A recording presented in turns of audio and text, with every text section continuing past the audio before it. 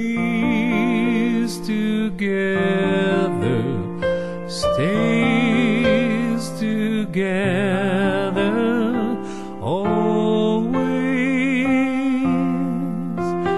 Hail Mary, full of grace, the Lord is with thee. Blessed art thou among women, and blessed is the fruit of thy womb, Jesus. Holy Mary, Mother of God, pray for us sinners now and at the hour of our death. Amen.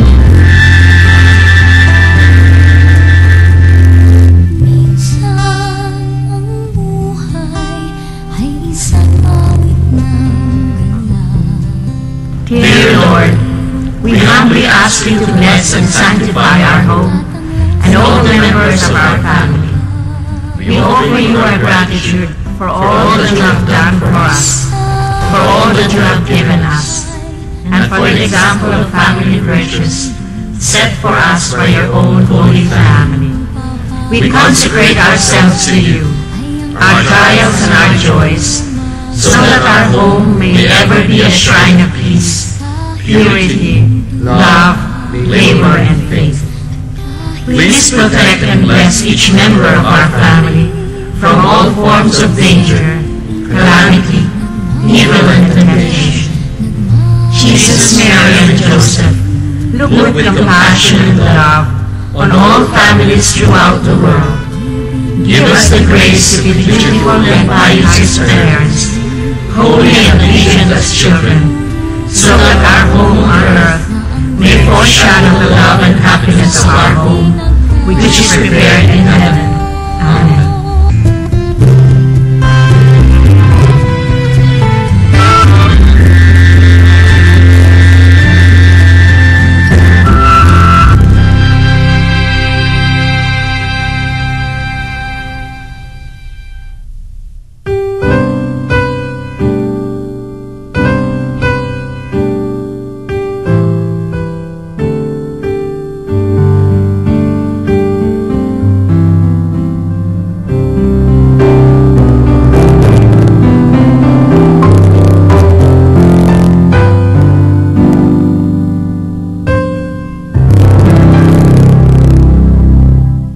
This is the Family Rosary Crusade, continuing the mission of the servant of God, Father Patrick Peyton. His mission of bringing God to man and man to God.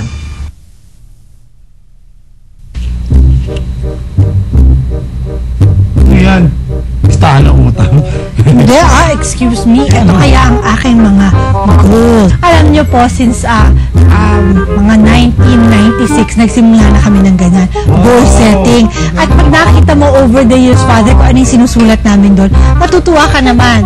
Siguro mga ang batting average namin, nasa mga 85. Galing, talagang pinaghahandaan, ano? Oo, except yung exercise part. Kaya kilala po ako ni Father, yun po forever. Pero after he became a lawyer, he wanted to practice law. So, he resigned from his job to practice law. But you know, when you start being a lawyer, it takes time. It takes time to rise, you know. And talagang, so parang we had to go back from nothing. Yeah. And the children we already had 2 children. And at that time, hindi pa uso yung credit card. So, when you have nothing, there's nothing. So, yan naman kaming mag-approach ng mga relatives. There's nothing. So, one time, a payday, I think 2 days pa. And sabi ko, naku, wala na tayong milk for the baby. We were both working then, pero wala nang milk. At that time talagang, naku, alam mo, when he first became a lawyer, his salary as a lawyer was even smaller than his withholding tax when he was in his previous job. So, talagang, may big adjustment for the family because we already had 2 kids. Yes. And the lifestyle was already there. So, it was even harder for you. Very hard. So, yun ang gusto niya. So, parang, sinuportahan ko. Kasi love eh. Nako, Sheila, no? Kaya kapag hindi mo tiyak kung ano ang nakapaloob, nakaranasan, o kahihinatnan ng buhay na iyong papasukin, saan ka kukuha ng pag-asa at lakas para mapaghusay ang iyong pagpili? sa bagong pag-asang ibinigay ng Diyos sa tao na nagpapatibay ng panalangin. Ang pagpasok sa buhay may asawa ay laging may kaakibat na panibagong hamon. Mga di-tiyak na sukatan at di siguradong mga pangako. Ang panlaban na lamang ay ang wagas na pag-ibig sa isa't isa na nakakapit sa pag-asa ng lahat ay maayos. At higit sa lahat, kailangan ng pagkapit sa kalooban ng Diyos dahil wala siyang igagawad sa tao na hindi para sa kanilang kabutihan. Kapag natutunan natin ang pag-angkop ng ating buhay sa kalooban ng Diyos, anumang bagong yugto ng buhay ay madaling tanggapin at pagyamanin. At kapag natutunan nating ipaloob sa pangako at pag-aasam ang panalangin, madaling pagtulayin ang mga di-tiyak sa kakayanang lagpasan ng anumang pagsubok. Sabi nga po ni Servant of God, Father Patrick Peyton, the family that prays together, stays together. A world at prayer is a world at peace. Ako po si Sheila Dizon Carlos. At ako po si Father Alan Samonte. Your family matters the most. Sheila, siguro para sa umagang ito, I would like to end itong program sa isang maikling panalangin. Sa ngalan ng Ama, ng Anak, ng Espiritu Santo. Amen. Panginoon, nagpapasalamat po kami sa lahat ng biyayang pinagkaloob niyo sa amin noong nakalipas na taon. Samahan niyo po kaming muli itong bagong taong ito. Pagkaloob niyo sa amin ang kalusugan ng pangangatawan at isip at ng aming pananampalataya. Pagkaloob niyo sa bawat isa sa amin at sa aming mga mahal sa buhay ang pagpapala upang kami rin ay maging pagpapala sa iba sa buong taong ito. Sumayin niyo ang Panginoon. At pagpalain nawa kayo na makapangyarihang Diyos, Ama, Anak at Espiritu Santo. Amen. Hanggang sa susunod po, maraming salamat sa inyong panonood.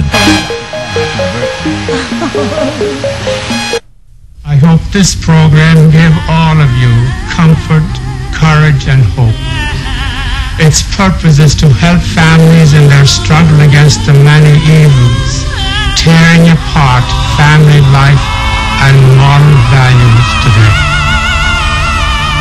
There is no surer way for families to get the help they need so desperately than to ask God, to pray as a family, to pray the rosary, a gospel prayer, a prayer that never ceases to tell the family the good news that God is on their side.